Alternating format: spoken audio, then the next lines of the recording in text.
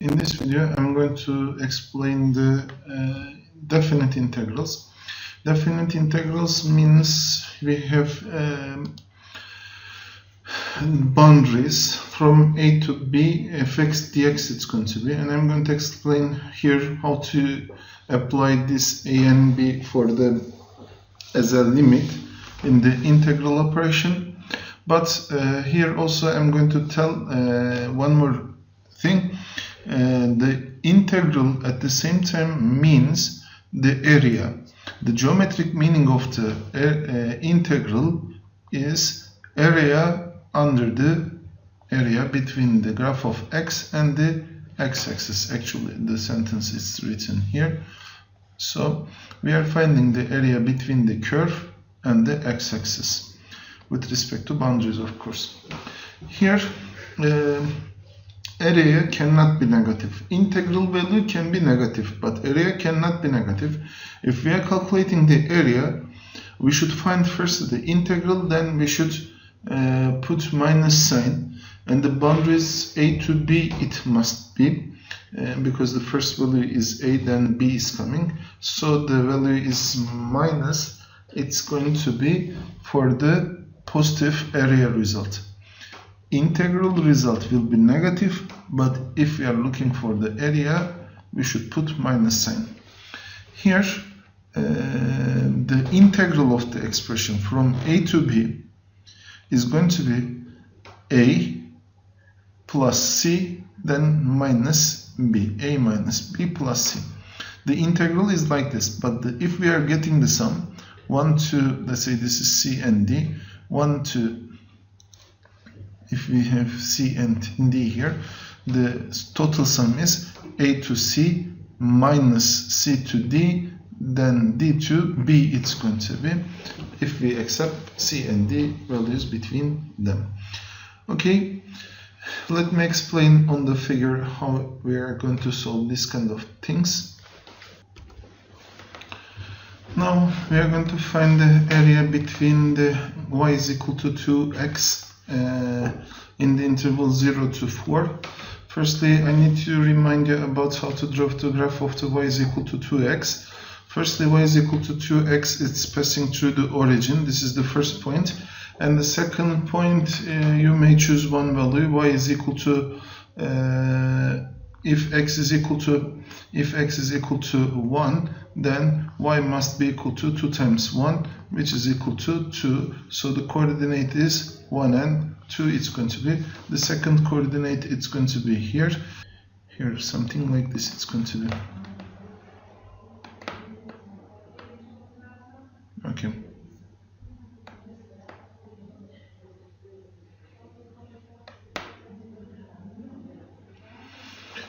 Okay, the graph something like this it's going to be, and the interval it says that this is firstly, let me remind you about this is y is equal to 2x, and the boundaries are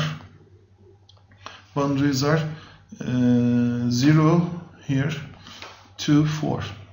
So the below the x-axis here it's going to be, so we have one right triangle here, and we are looking for this area. We are looking for this area now.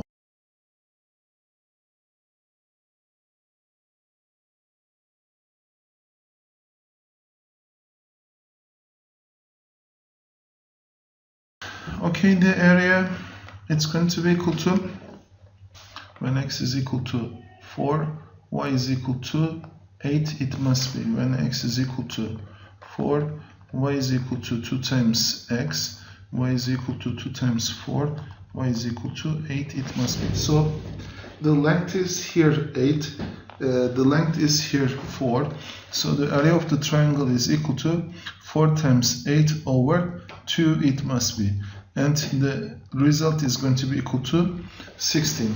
Now with this theorem, with the integral theorem, we are going to say like this: integral 0 to 4, the boundary is 0 and 4, the function is 2x, it's going to be equal to also 16, and I'm going to explain how it's going to be. Now here find the integral between the a and b value. Calculate the integral, it says. We are not calculating the area. I am repeating that part again. We are calculating the integral. So from a to b, integral fx dx, if we accept this is the function fx, then it's going to be equal to a minus b plus c, which is equal to 7 minus 9 plus 8, which is equal to minus 2 plus 8.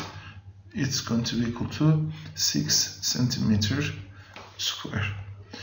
Here the theorem's name is fundamental theorem of the calculus. It's very important theorem for us. So here it's explaining how to find the definite integral.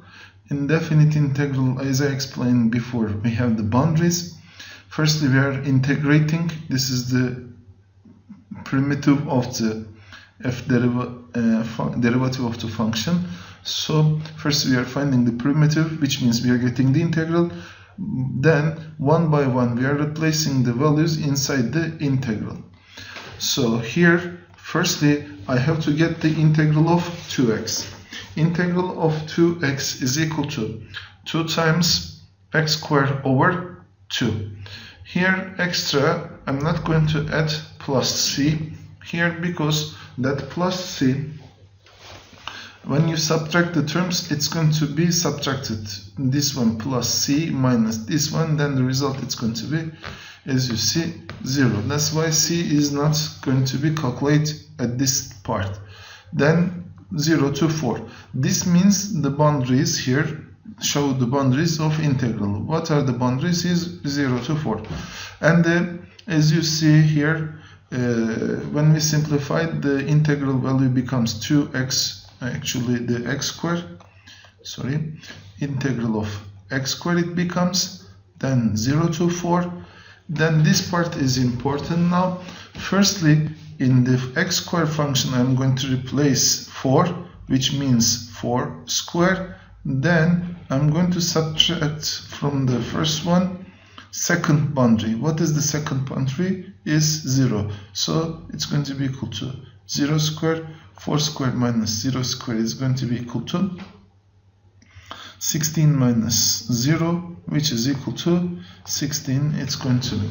So as you see here, we can calculate easily. Here we can easily calculate the answer. It's going to be equal to 16. And if you remember, the area that we calculate here also, it was 16 by triangle method, and here by integral method we found the same area.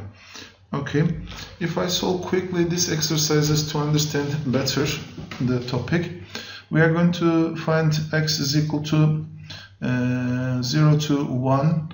The integral of the x squared over 2 it must be. Then we are going to replace by firstly 1 squared over 2 minus 0 squared over 2 it's going to be, which is equal to 1 over 2 minus 0 over 2 it's going to be, and that's equal to 1 over 2. The second one is x squared. The integral of x squared it's going to be equal to x cubed over 3. First we are going to replace by 5. So the boundaries I have to write here. I have to write the boundaries 3 and 5, which means 5 cubed over 3 minus 3 cubed over 3 it's going to be. Then it's equal to 5 cubed is equal to 125 over 3 minus 3 cubed over 3 is equal to 27 over 3 it's going to be. Then the expression it's going to be equal to 125 minus 27 is equal to 98. 98 over 3 is the answer. 98 is not divisible by 3, so the answer must be like this only. Then the last one, sine x.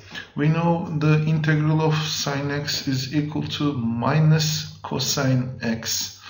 And plus c I'm not going to add. As you remember, 0 to pi it's going to be done. 0 to pi means we are going to replace by first the cosine pi, then minus cosine 0. Here I need to remind about the cosine pi and cosine 0. If you remember the cosine values in the unit circle, here this part and this part we are talking about, this part is 0 and this part is pi, and the cosine values are, the coordinates was cosine x and sine x, it was cosine x and sine x it was, and here it is minus 1 and 0, here it is 1 and 0. So the cosine pi is equal to cosine pi, it's going to be equal to minus 1, and cosine 0 is equal to 1. Then the expression is equal to minus 1 minus 1, it's going to be, which is equal to 1 plus 1, that's equal to 2 is going to be.